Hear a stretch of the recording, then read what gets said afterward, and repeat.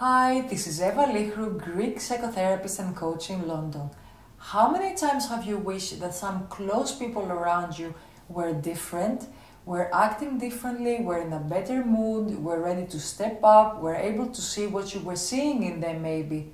Let me start by saying that I'm responsible for it for most of my life, especially my adult life, possibly because of my training and background in psychotherapy and lately in coaching too. There was always this hidden desire of mine showing up every time I would meet some new people, and of course it was always present when it had to do with my closest people. But seriously now, have you considered what it means wanting to change other people? Have you realized the effects that you're creating whenever you're not accepting the people around you as they truly are? First of all, but not allowing yourself to see the other person as they truly are, this can ultimately create a lot of frustration, misunderstanding, blame for both parts, anger maybe. Secondly, it ultimately creates a feeling of inequality and possibly responsibility from one person towards the other, like as if they are incapable of knowing for themselves better. Plus, it doesn't truly allow you to get closer to the other person. It doesn't allow you to be present with them, as there seems to be always a hidden agenda behind every move you make or he or she makes.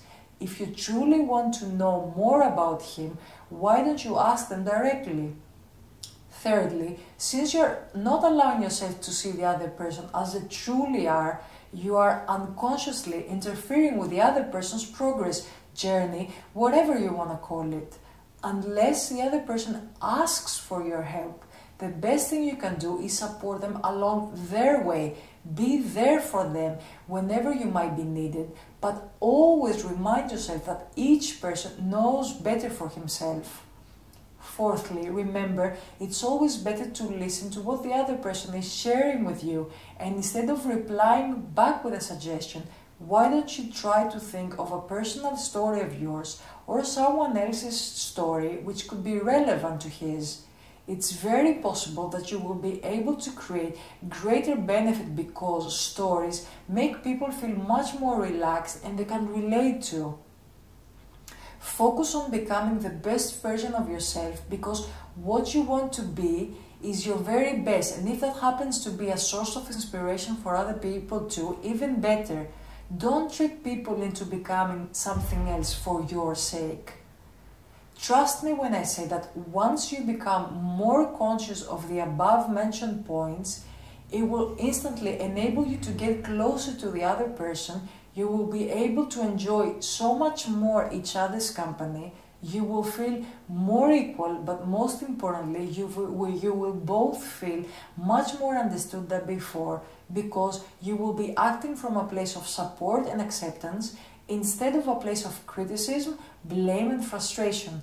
So next time you find yourself becoming critical or judgmental about someone else, try to remind yourself, has this other person asked for my help?